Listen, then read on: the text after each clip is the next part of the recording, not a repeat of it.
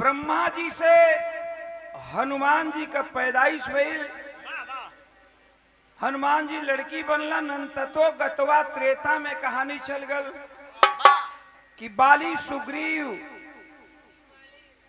दू भाई भैलन, लड़ाई भैल दोनों जना में। बाली का मेहरारू सुग्रीव का मेहरारू का बाली जीत लियलन, इनके हरा के भगा दियलन, वहां से उनका मेहरारू के राख लियलन। वही राम जब गए, भगवान मर्यादा पुरुषोत्तम जब गए, सीता को खोजते खोजते तो सुग्रीव से मुलाकात होती है। वहां तक कहानी चली गई। अब एकरा आगे का बिरहा हम सुनावत है। ध्यान से अगर सुनबा, ध्यान से अगर आप लोगों ने सुनबा तो कहबा कि नहीं ओम प्रकाश से कोई बिरहा गवल न, रात भर बिरहा गवला का आनंद कहीं बिरहा में आ जाए। एक बिरहा के अंदर 4 रस का आनंद मिली। करुण रस, वीर रस, वात्सल्य रस, रौंद का झलक मिली। अब औरी उखी का रस थोड़े मिली। 4 रस का आनंद लिहल जाई, लेकिन बात कहाँ की है। हम कहिला कि बात पर बात ना कहला पर बात रोवेला। कहिला कि बात पर बात ना कहला पर बात रोवेला। आ दिन में कीच काच होला त रात रोवेला। बात पर बात ना कहला पर बात रोवेला। दिन में कीच काच होला त रात रोवेला। आ दुल्हन के तनो सुघर रहे लेकिन दुल्हा ना रहे तो बारात रोवेला। अरे पूरी उड़ा जले तो परातो रोवेला हो। रोज पूड़िए मार दड़ तोहार पेटे नहीं के भर। मिसिरा बैठावे में पांडे जी तू आगा हो। अरे पूड़िए वाला जतियो हवा, पूड़िए वाला जतियो हवा। तनी बात समझला, हमरे बिरहा का शुरुआत हो गई। वाह, शांति बना लियन और घड़ी के देखते 15 से 20 मिनट लगे। वाह वाह।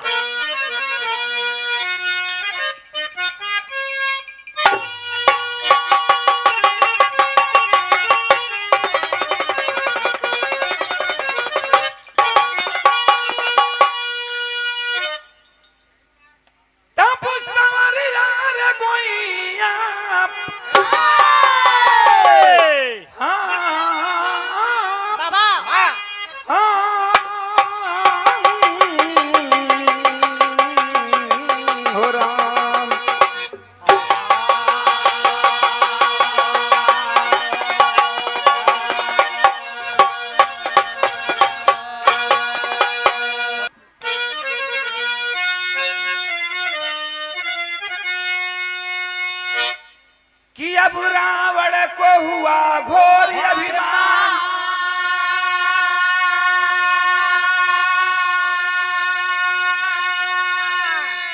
तो रावण को हुआ घोर अभिमान। अरे लंका बन गया शमशान, तरुणी से चला ले धन कर में धनुषा बाण।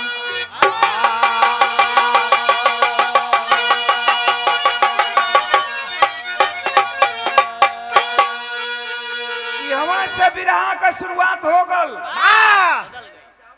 वही सुग्रीव मर्यादा पुरुषोत्तम राम सीता को खोजते खोजते धौलागिरी पर्वत पर जाते हैं।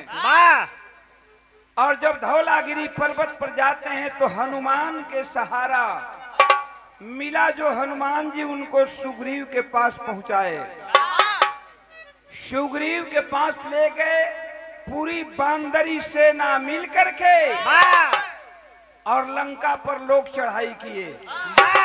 सुग्रीव जी पता लगाया कि सीता कहाँ है। पता चला कि सीता को रावण लेकर के गया है लंकापुरी के अंदर। ले लो यार हमारे,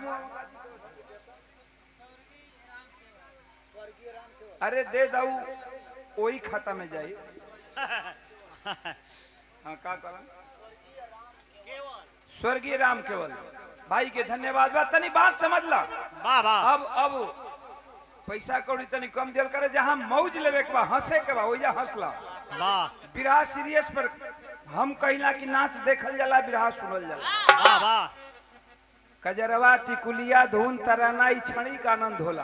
हाँ, जहाँ हंसे के बा खूब हंसला मौज लेला, ओकरा में कोनो बात ना बा। लेकिन जहाँ सीरियस बा समझे वाली बात का ऊ समझा। रामायण के सीरियल देखले हो वाले, लेकिन ई कहानी ना मिलल हुई।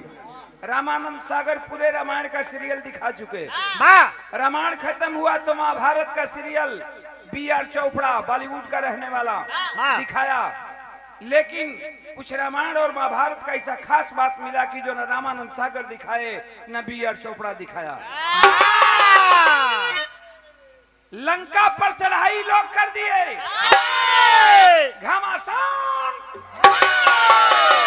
घमासान लड़ाई हुई लंका के अंदर। मर्यादा पुरुषोत्तम के हाथों से सारे लंका का वीर मार दिए गए। वाह वाह बचा है कौन? रावण। रावण बचा है अभी, पूरा खानदान साफ हो चुका है। बैठा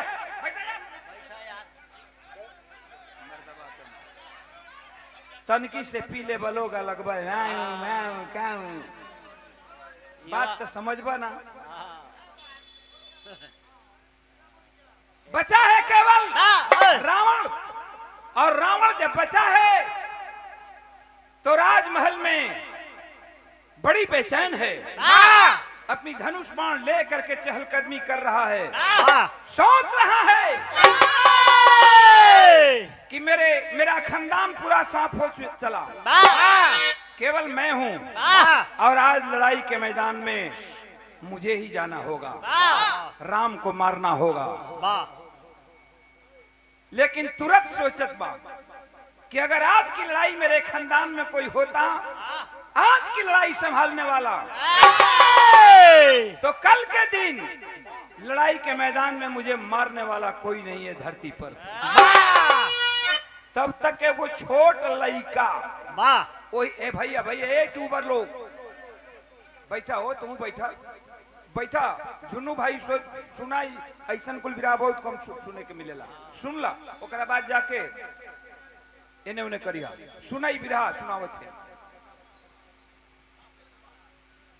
मर्यादा पुरुषोत्तम राम एक तरफ है, एक तरफ रावण सोच रहा है कि आज अगर मेरे खानदान में कोई होता और आज की कमान संभाल लेता लड़ाई को, तो कल से मुझे मारने वाला कोई नहीं धरती पर पैदा लिया है।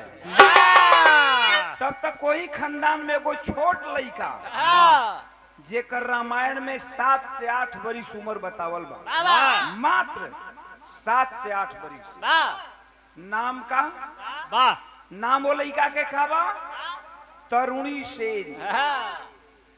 तरुणी सेन, बाप का नाम विभीषण, माँ का नाम शर्मा। वही तरुणी सेन 7 वर्ष का लड़का बचा है। रावण के दरबार में जाता है, झुक करके रावण को दोनों पैर को चूमता है, कहता है कि पिताजी मैं तो अभी बाकी हूं और आज की लड़ाई की कमान मैं संभालूंगा। ऐलान करके बोला है क्या? भूमिका के लाइन में कवि जी बात दिए क्या?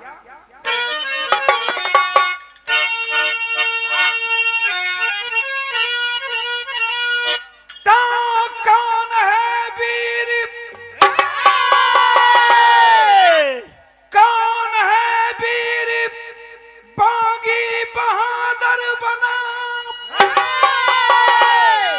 जो मिटा डाला मेरे वतन की मर्यादा,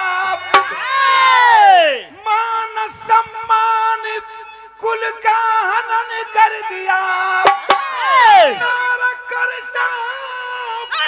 हुआ मरने को यमादा,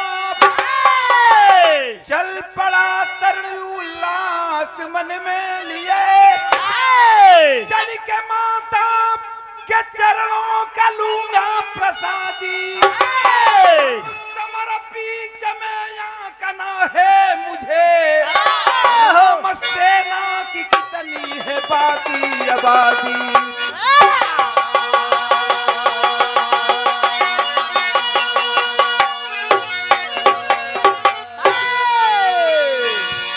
कहा कि पिताजी मैं बाकी हूँ, और आज जा करके देखूंगा कि राम के बाजुओं में कितना ताकत है, राम को मारूंगा। जवन एगो भोजपुरी में कहावत कहल जाला कि जवन रोगिया चाहे तवन बैदा।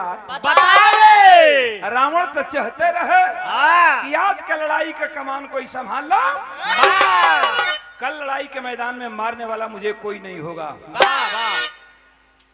कहता है कि शाबाश बेटा, विजयी भव।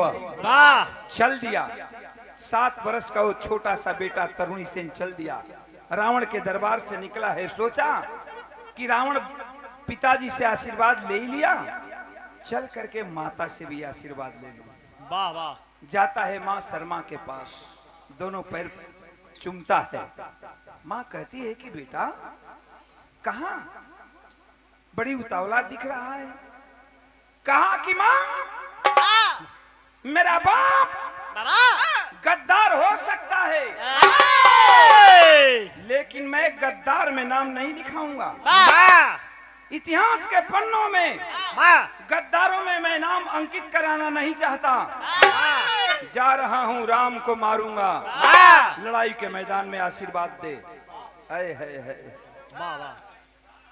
जवन मर्द मेहरारू विभीषण विभीषण के औरत भगवान का पूजा करें लोग, राम को पूजा करें, और वही आज उसी का बेटा भगवान को से लड़ाई करने के लिए जा रहा है।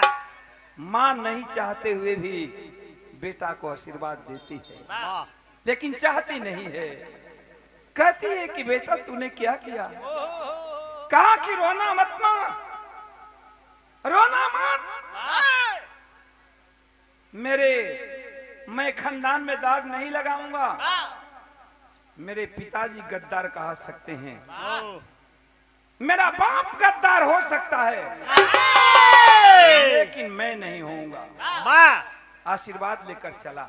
देखें छोट लड़का, 7 वर्ष का लड़का, अजब चलल बा, कुछ है दूर तक गई बा, तब तक समनवा सीता जी दिखाई पड़ गई।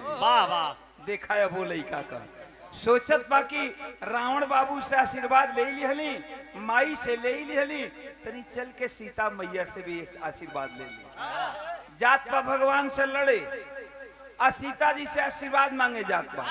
ए मन बढ़ू को देखा, जाके 7 वर्ष का तरुणी से लड़का सीता जी का चरण पकड़ ले बा। सीता जी आवाज कहती है कि कौन है, कौन हो तुम। कहा कि मैं विभीषण का बेटा हूँ तरुणी सेन। आए है सीता जी कहली कि रे मुन्ना, तू तो उतना दूर खड़ा क्यों है, तू तो मेरे भगत का बेटा है, आ मेरे एक बार गोद में बैठ जा। कहा कि माँ मैं तेरे गोद में बैठने के लिए नहीं आया हूँ, अरे मेरा बाप गद्दार हो सकता है, पूरा परिवार के साथ गद्दारी किया, लंका के साथ गद्दारी किया, लेकिन मैं वतन के साथ गद्दारी नहीं करूंगा। जा रहा हूं, राम को मारूंगा, देखूंगा कि राम के बांदरी सेनाओं में कितना ताकत है।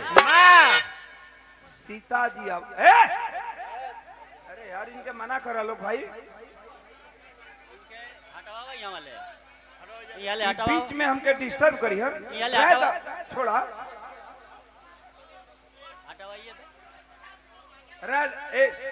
बोलिया मत, अब छोड़ता भैया छोड़ता ज्यादा बोलिया मत, अब बोला मत बीच में, हमके दिक्कत हुई भैया, हम हाथ जोड़त हैं। देखा ऐसे बड़का कोनो हथियार ना बा, बैठा रहेगा ज्यादा आराम से बैठा, ज्यादा हट। जुनू भाई हट जाते हैं। 51 रुपया का पुरस्कार,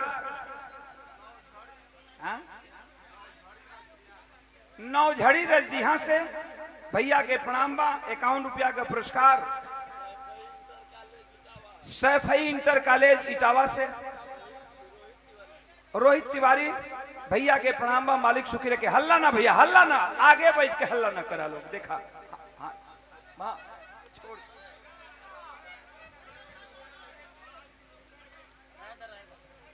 ई तनी मनी पी ले हुआ लोग, अब हमके आगे बैठ के डिस्टर्ब कर। छोड़ दे, ज्यादा हो ए, छोड़ दे, ज्यादा ज्यादा रह। अब हल्ला, अब बात मत करा, हमके गावे दे, इतना लोग बड़ा प्यार से सुनत हुआ। तनी बात समझ ला भैया, इतना बात मिलल हो। सीता जी अवाक, सीता जी अवाक हैं, देख रही हैं। कहती है कि मुन्ना तू भगवान से लड़ाई करने के लिए जा रहा है। कहा कि हाँ माँ, मेरा बाप गद्दार हो सकता है, मैं अपने वतन के साथ गद्दारी नहीं करूंगा। मैं गद्दारों में, इतिहास के पन्नों में गद्दार में नाम अंकित नहीं कराऊंगा। सीता जी एक थे देखा, सुंदर गर्दन से अपने माला निकल लेना, और वही बेटवा के गर्दन में पहना दी। 7 वर्ष के लड़का तरुणी सेन के गर्दन में माला निकाल के पहना दिया।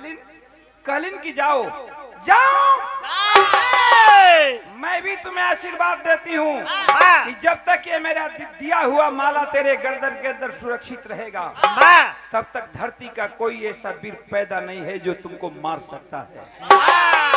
शाबाश। सीता जी देखा, वरदान दे दिहलिन, दे दिहलिन। लड़का माला पहनले, 7 वर्ष का लड़का, कंधा में छोटी को धनुष और पीछे सर्कस में छोटे छोटे बाण, और ले करके चल दिया। लेकिन गाना गावत तू लड़का झूमत जात बा लड़ाई के मैदान में। बड़ी केदा भैया का गावत बा?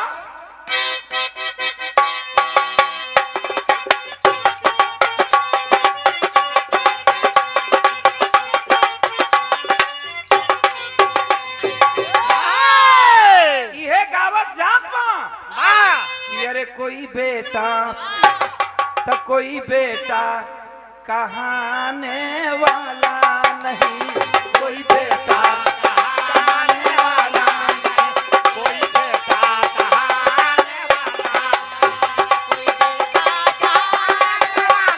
नहीं, कोई बेटा कहाने वाला नहीं, कोई बेटा कहाने वाला नहीं। बोला है तरुणी तानी का सीना, बोला है तरुणी तानी का सीना, कोई दिया जलाने वाला नहीं रे, कोई बेटा कहाने वाला नहीं, कोई बेटा कहाने वाला नहीं, कोई बेटा कहाने वाला नहीं, कोई बेटा कहाने वाला नहीं रे, कोई बेटा कहाने वाला नहीं रे, कोई बेटा कहाने वाला नहीं, कोई बेटा कहाने वाला नहीं। चला है तरुणी जब हाथों में धनुषा बांध लिया,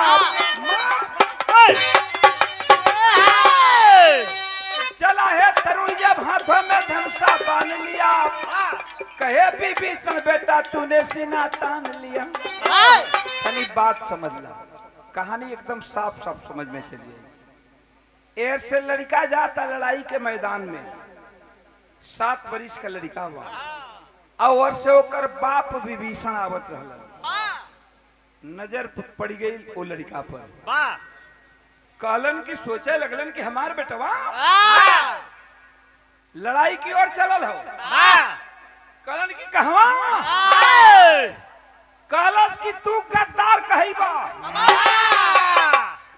लेकिन हम गद्दार न कहा।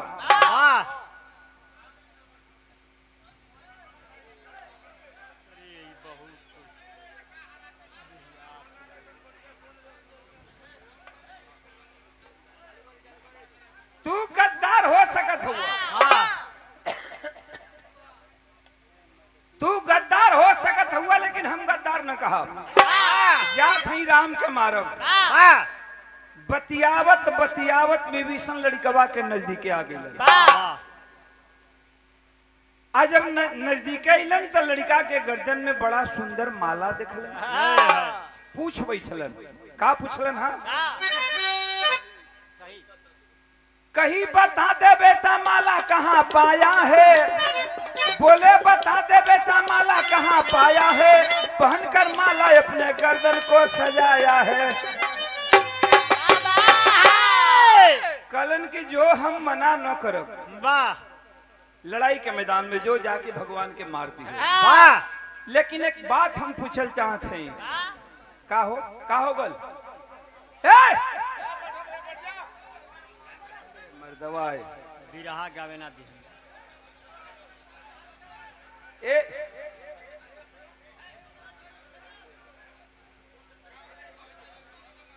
दवा पहलवा निकल के चल जीता आई हुआ बिरहा सुने कालन की जो तो के मना न करब जाके राम के मार दी है लेकिन ये बताते कि इतना सुंदर ही गर्दन में माला कहाँ से पोल लड़का का स्वभाव 7 बरिस का लड़का हंसे लगल कलश के बाबू कलश के बाबू ई माला बाजार का कोनो खरीदल ना बा विभीषण कलन की ताम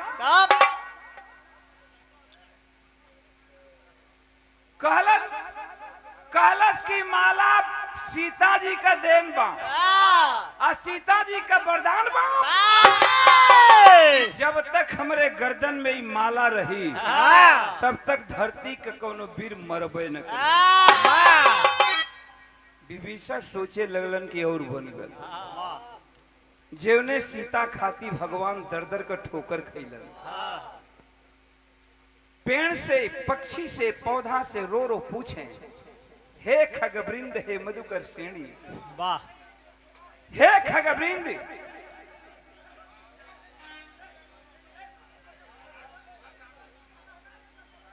कालन की हे खगवृंद हे मधुकर श्रेणी तुम देखी सीता मृग नैनी भगवान रो रो पूछे पेड़ से पौधा से पक्षी से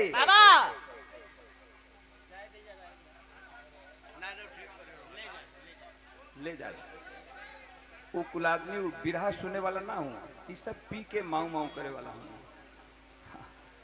भैया भैया भैया भैया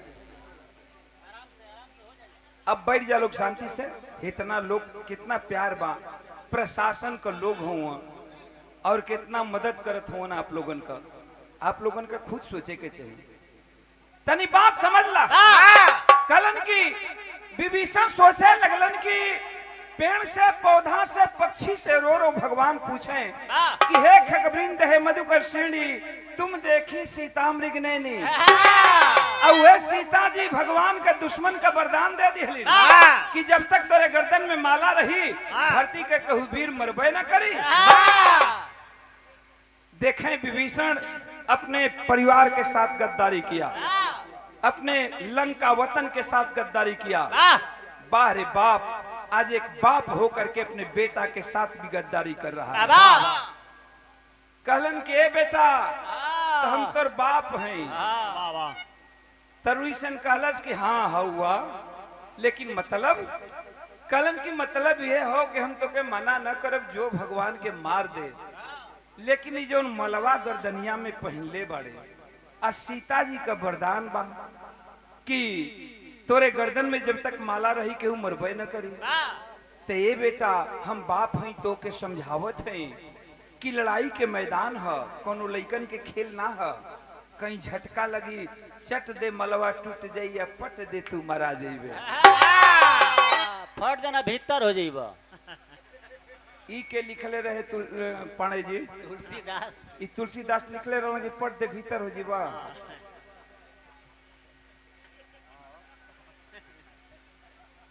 कहलन की वाह वाह चट कहीं झटका लगी चट दे मलवा टूट जाई पट दे मरा जीवे वाह तो कहलस लड़का की ताप वाह कहलन के हम तोर बाप हैं समझावत हैं मलवा हमके दे दे हम अपना पाकिट में रख ले नहीं माला टूटी न तू मरेबे वाह देखें एक बाप अपने बेटे के साथ ही गद्दारी कर रहा है वाह लड़का सब कुछ समझत हो हंस रहा है लेकिन आज्ञाकारी पुत्र था। वाह, कैसे मना करे बाप को। गर्दन से हंसता हुआ माला निकाला है सीता जी का दिया हुआ तोहफा और विभीषण के हाथ में रख दिया।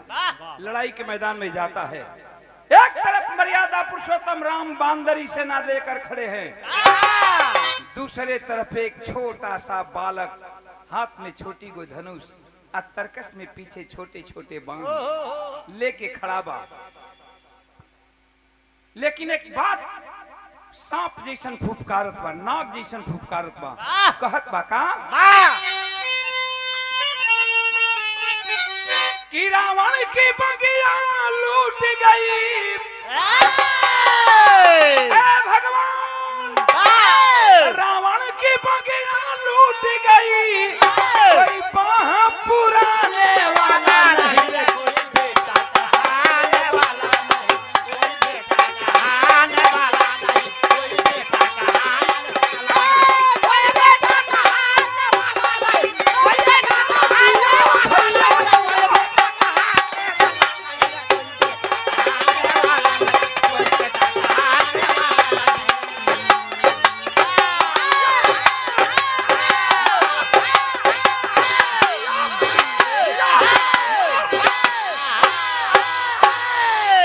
सही है बेटा।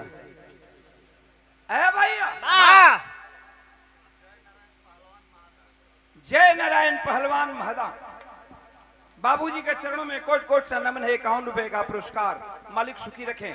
तनी बात समझ ला, लड़का चलल बा, भगवान की नजर पड़ी है लड़का पर, आवाज दिए कि ये लड़का, सोच गए भगवान की आज आभास हो रहा है कि रावण के खानदान में कोई बचा नहीं, इसीलिए तो मेरे सामने एक बच्चा खड़ा हुआ है लड़ने के लिए। एक बच्चा आया है लड़ने के लिए। भगवान कहते हैं कि बाबू चले जाओ, तेरी उम्र लड़ाई करने की नहीं है, तेरी उम्र तो खेलने खाने की है। माँ के गोद में सो करके, आंचल में सो करके माँ के स्तन का दूध पीने का वक्त है। चले जाओ बेटा, मैं लड़ाई नहीं करूंगा तुमसे। कलश किए भगवान, यहाँ तो हर प्रवचन सुने नहीं आई, चलाइबा की चलाई, बोला धनुष पर बाण रख के कलश की चलाइबा की चलाई। तब कवि जी भाव जलन टेरी का बढ़ के दा आओ बढ़ा।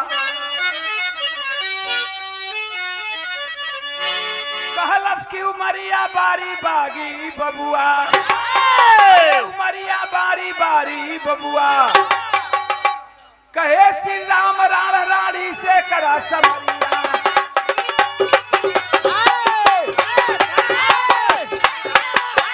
भगवान बोल पड़े कि चले जाऊं, तेरी उम्र खेलने खाने की है, जाओ।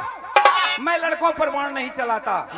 ललकार कर तब तरुणी बोला, ललकार कर तब तरुणी बोला, क्या समझ रखा है मुझको तू, पानी है तो आगे आवाज बता दूं कि कैसा मैं हूँ।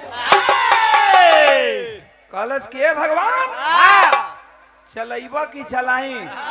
ललकार को जब भगवान सुने, ललकार को जब भगवान सुने, हाथों में धनुषा बांध लिया। अरे लड़का है तो क्या दुश्मन है, धनुषा पर बाण चढ़ाए लिए। सोचे लगलन भगवान मर्यादा पुरुषोत्तम राम कि लड़का है तो क्या दुश्मन है, और जब लड़ाई के मैदान में चुनौती दे रहा है, ललकारता है तो मारना मेरा फर्ज है। धनुष पर बाण चढ़ोलन हो। सोचे थे उनकी मारी कि न मारी, मारी कि न मारी, मारी कि न मारी। यही तरह को हमारे देहात रहा, दुनाली गन रहे उनका घर में, उन्हीं के नाव से बगलिया वाला से झगड़ा हो गए। दुनाली गन लेके निकलन, कहलन की देखत नहीं खा, जानत नहीं खा, जाम के मार दे। कहता कि देखा मार दे, मार दे भाई, कहता कि मार दे तो मरल से 4 लाठी गिर गई बंदूक लेके। तब वो कहता कि मरबा जब तो मार दे, मरबा जब तो मार दे। वही तरह भगवान धनुष पर बाण चढ़ा के सोचे थे उनकी मारी कि न मारी, मारी कि न मारी, मारी कि न मारी।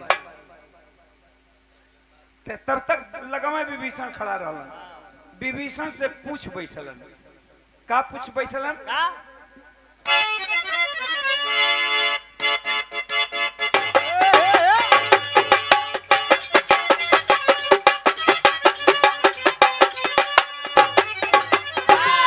ये तरद बा ये सीमा कोनो मर्द कोनो मेहरारू अपना मर्द से कहती है। का कहती है कि आई हो दादा, अरे आई हो दादा कैसन पियवा के चरित्र, आई हो दादा कैसन पियवा के चरित्र, आई हो दादा कैसन पियवा के चरित्र, आई हो दादा कैसन पियवा के चरित्र, आई हो दादा कैसन पियवा के चरित्र, आई हो दादा कैसन पियवा के चरित्र। लेकिन भगवान विभीषण से कहता हूँ कि यार हई देखा हो, अब हई देखा हो ई त लइका खुबिया मान, हाय देखा हो ई त लइका खुबिया मान, हाय देखा हो ई त लइका, हाय देखा हो ई त लइका खुबिया मान। कहीं के छोट लेकिन करत परेशान बा, त कहीं के छोट लेकिन करत परेशान बा, हई देखा हो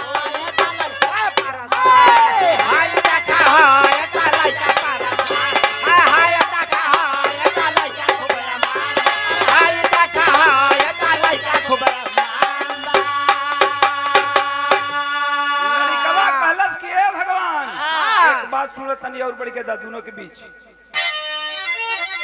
तरज बा। का तर्ज का लाइन बा?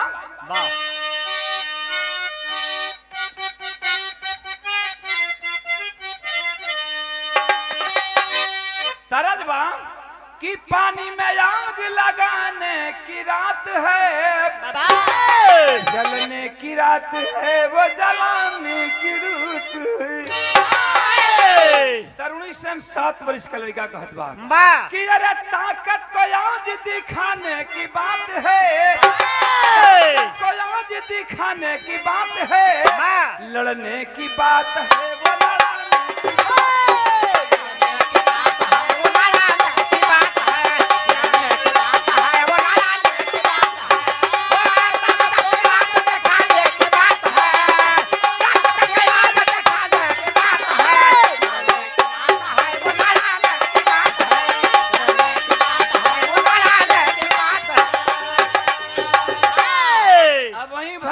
धनुष पर बाण रख के सोचे थे कि मारी कि न मारी, मारी कि न मारी। तब तक कुछ छोट लड़का 7 वर्ष के कैलस का बाबू कि देखता दिहला सब बनवा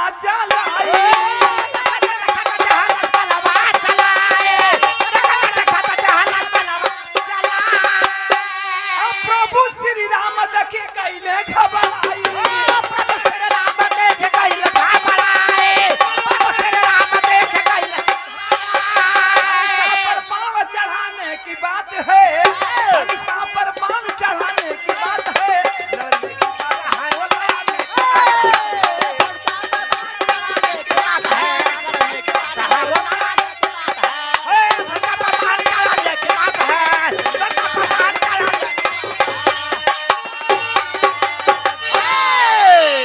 ₹51 का पुरस्कार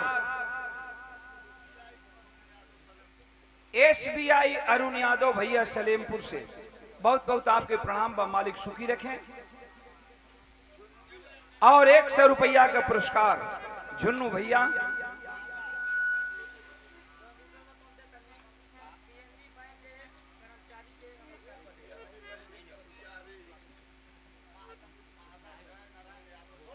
महदा जय नारायण यादव पहलवान बहुत बहुत प्रणाम बा, मालिक सुखी रखें। PNB बैंक के कर्मचारी हाँ आपके तरफ से बहुत बहुत धन्यवाद बा, मालिक सुखी रखे। सब भैया लोगन के नमस्कार प्रणाम बा। तनी बात समझ ला, हमारे बिरहा का पूरा निचोड़े तने में बा लइका चलौलस हन के बाण, 7 बरस का तरुणी से मारा है बाण, भगवान तिल मिला उठे। एक तरफ मर्यादा पुरुषोत्तम राम, एक तरफ छोटा सा तरुणी सेन। लड़ाई यार पार का हो गई। बढ़ जा भैया, वाह। कभी तनी वीर रस के भाव दिहलन का बढ़ के दा, बढ़ के दा।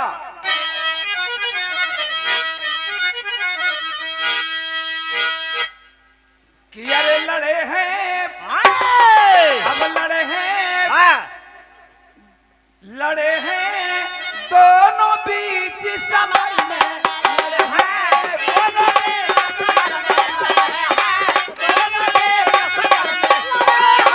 दोनों बीच समर में, लड़े हैं दोनों बीच समर में, लड़े हैं दोनों बीच समर में, लड़े हैं दोनों बीच समर में, लड़े हैं दोनों बीच समर में।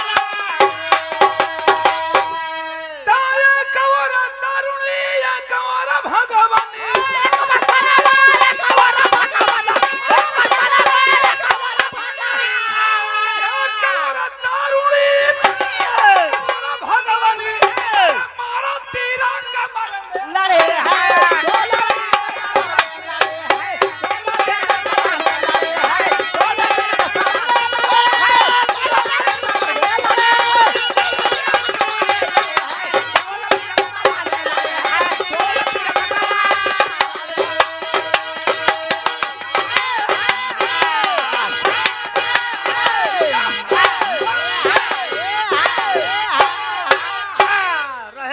सही है।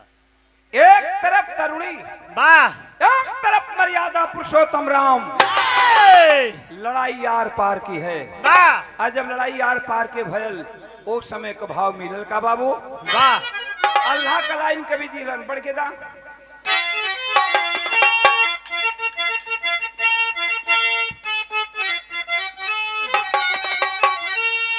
देखा मास्टर, तोरा कानी पर पाला तो रखत है, लेकिन अभी तू नया बछरू नियन, अभी तार बार जामत तटे धीरे धीरे। जैसे बछरुअन का हरदी छोपे के पड़ला, बछरुअन के कानी पर हरदी छोपे के पड़ेला, वही तरह तोरो कानी पर हरदी छोपे के पड़ेला। हमारे एगो आदत हो। का हो? बैठ जाओ भैया। हमारा आदत ही भ मास्टर, सुन ल कान खोल के, कि हम जल्दी चढ़ी लेना, जल्दी हम चढ़ी लेना।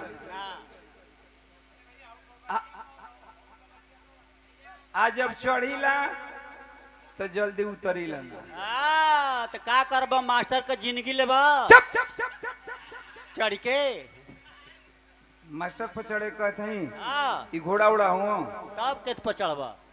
हम हारमोनियम के स्केल पकड़ लिया। और बढ़ क्या हुआ? एक पत्ती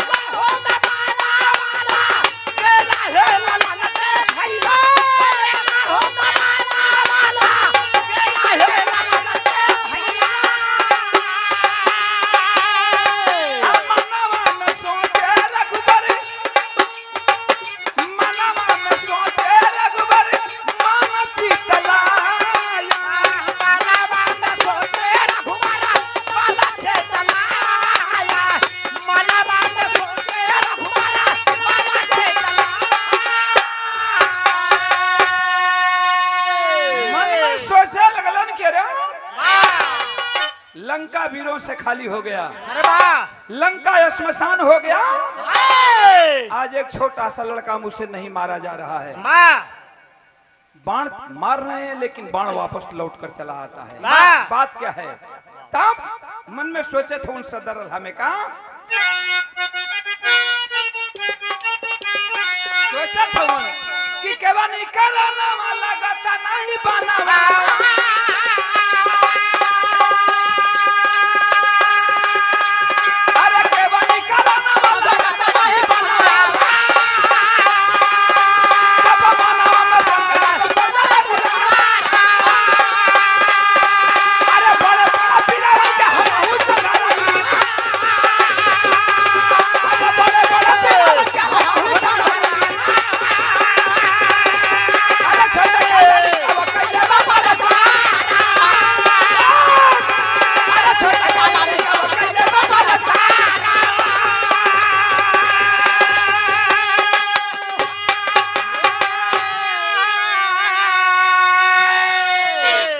भगवान सोचा लगला कि आज एक छोटा सा लड़का नहीं मारा जा रहा है लगवाए विभीषण खड़ा रहलन वाह रे बाप ऐसनो धरती पर बाप रहलन सीटी न रहे भैया तनी साउंड कम रहे सीटी न रहे ऐसनो धरती पर बाप रहलन एक बार भी भगवान से नहीं विभीषण बोले कि प्रभु ये मेरा ही बेटा है भगवान पूछने लगे कि विभीषण लंका को श्मशान बना दिया बड़े बड़े वीरों को मार करके गिरा दिया लेकिन आज एक छोटा सा लड़का मुझसे नहीं मारा जा रहा है बात क्या है विभीषण कहलन मुड़िया लटका के कि मरइबो न कर भगवान कहलन कि क्यों विभीषण कहलन दोनों हाथ जोड़ के कि ये प्रभु जेवनी लड़कवा के मारत हुआ वो लड़कवा के रोम रोम में राम वास करत हुआ तहर बनवा मारत हुआ तो लड़का के लगे जात हो लेकिन लड़का के जब रोम रोम में राम देखत हो तो तहर बाण वापस लौट के चली रामे राम के कैसे मरिहन हो ही न सकत बा राम राम के कैसे मरिहन वाह भगवान बोले कि विभीषण जब जब कोई समस्या फंसी है तो मैं तुम्हारा सहारा लिया हूं वाह कोई उपाय बताओ लड़का कैसे मारा जाएगा बाह रे बाप लड़का के दुश्मन के भगवान के पूरा कुंडलिये खोल के रख दिया वाह कलन की एक ही उपाय बाकी लड़का मराई का कहलन हाँ वाह कि ऐसन बाड़ा मारा भगवंत रुई चाला ऊपरा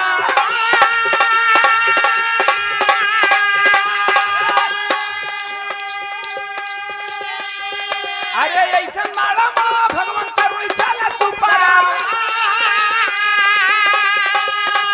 तब ऊपरा से गृहंता नीचे संकर मारी ए भैया तुझके रघुबरा तब चला घला बना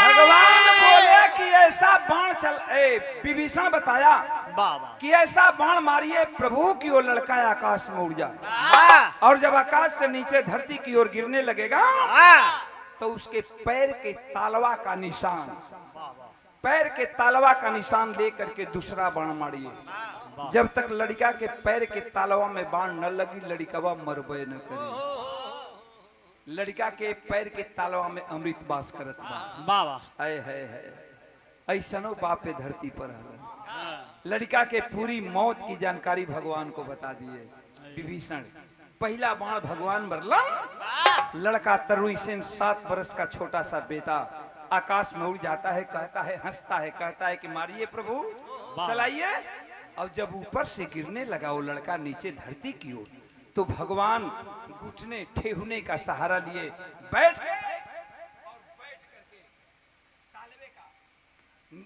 तालवे का निशान लेकर के दूसर का बाण मरलन नतीजा निकलल का कि अरे बड़ावा का लागत लगा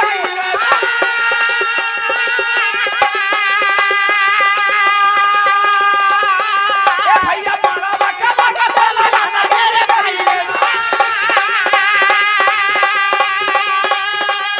अरे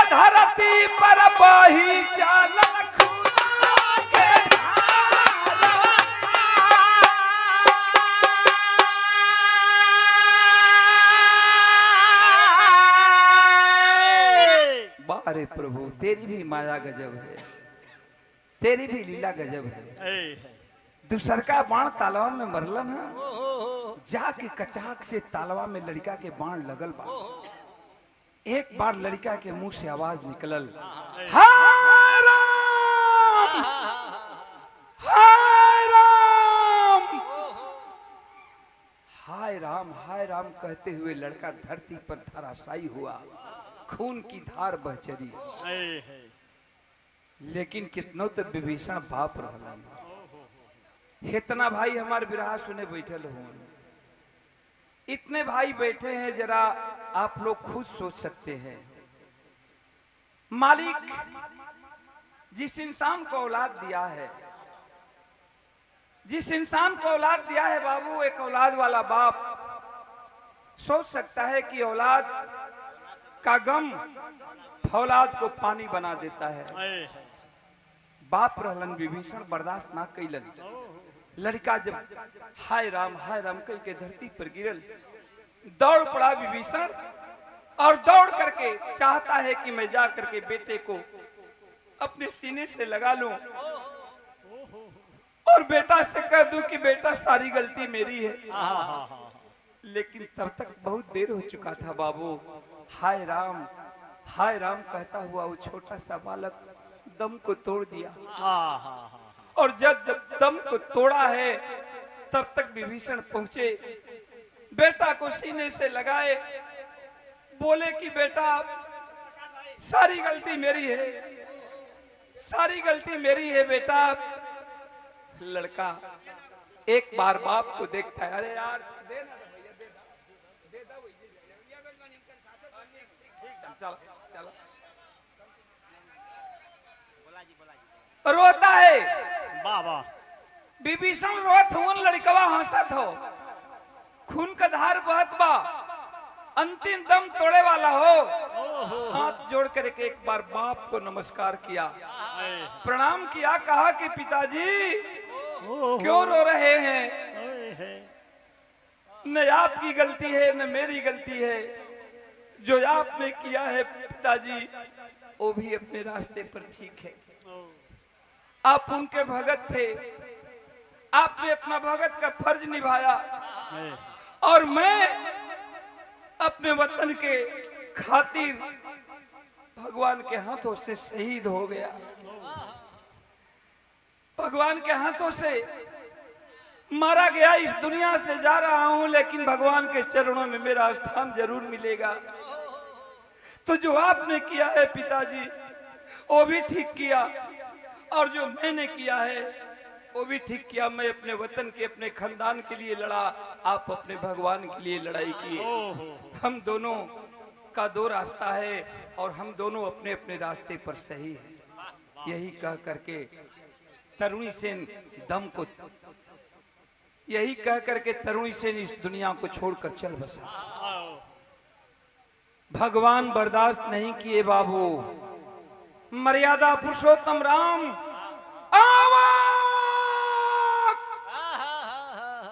अवाक हो गए, सोचने लगे कि अरे मैं बड़े बड़े वीरों का संहार किया, लेकिन विभीषण के आंखों में आंसू तक नहीं देखा। आज बात क्या है कि विभीषण के कहने से ये लड़का मारा गया और फिर ये लड़के की लाश उठा करके रो रहा है विभीषण। बात क्या है? दौड़ पड़े भगवान, बोले कि विभीषण क्या बात है, तुम मुझसे कुछ छुपा रहे हो, बताओ हकीकत क्या है? अरे है विभीषण बेटा की लाश को धरती पर रख करके हाथ जोड़ करके रोने लगा। भगवान के सामने कहा कि प्रभु, जिस बेटा का आपने वध किया, जिस बेटा का आपने संहार किया, वो बेटा कोई और नहीं बल्कि वो बेटा मेरा अपना बेटा था। अवाक हो गए भगवान। अरे बाप रे बाप, पैर के नीचे से जमीन खिसकने लगी। सोच गए भगवान, सोचने लगे कि ये मैंने क्या कर दिया, अपने भगत के बेटा का संहार कर दिया, और जाकर के मैं दुनिया वालों को क्या संदेश दूंगा कि मैं अपने सीता, अपनी औरत के लिए अपने भगत के बेटा का संहार करके आ रहा हूं। लोग क्या कहेंगे? फेंक दिए धनुष्मान धरती पर फेंक दिए, बोले कि विभीषण लो, अब सीता जी चले यही लंके में रह जाएं, लेकिन अब मैं लड़ाई नहीं करूंगा। दौड़ करके विभीषण जाग करके भगवान के धनुष बाण को उठाया और कहता है क्या,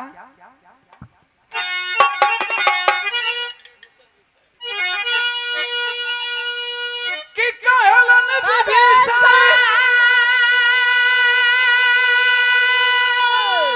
रिश्ता का गैला मोड़ सुगना, जल में नवरिया का छोड़ सुगना।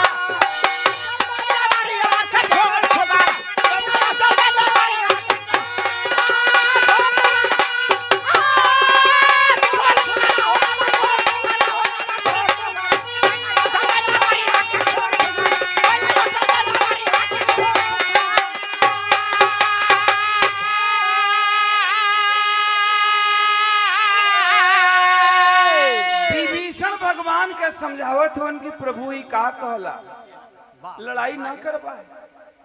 तद कहलन विभीषण जिंदा होई ना सुगनावा, आज करे खातिर सब कुछ कैला, जिंदा दुश्मनवा। कहलन विभीषण की प्रभु अगर लड़ाई ना करबा तक हमार बेटवा जी जा, हमार बेटवा तो मर गए, लेकिन जेकरे खातिर लंका स्मशान बना दिया, जेकरे खातिर सब कुछ कैला हुआ है, तभी जिंदा हो, जेकर नाम रावण बा। बाबा ते काम करना होगा प्रभु। का कहलन है कि रावण के कैदा, रावण के कैदा झंडा फोर सुगना, जल में नवरिया के छोड़ सुगना।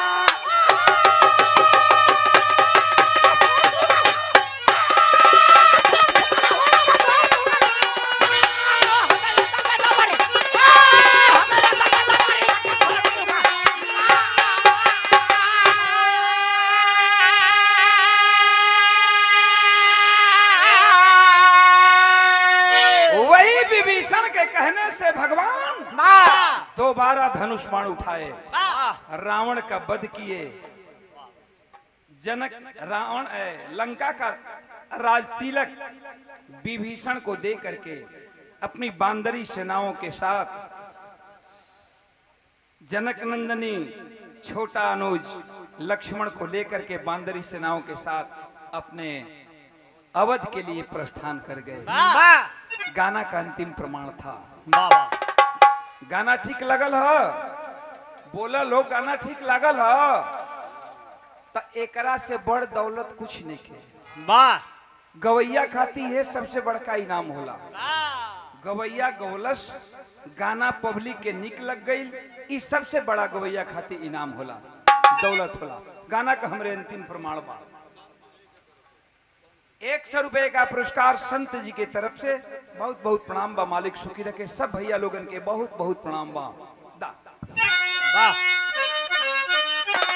जय जखाड़ गुरु स्वामी जी के, ओम प्रकाश फुलवारी।